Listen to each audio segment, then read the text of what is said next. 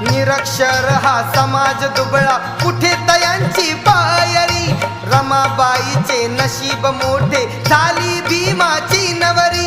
हसत मुखाने सदा ओढली,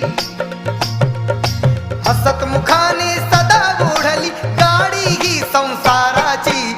रमाई झाली स्फूर्ती ज्योती भीमराव आंबेडकरांची. रमाई झाली स्फूर्ती ज्योती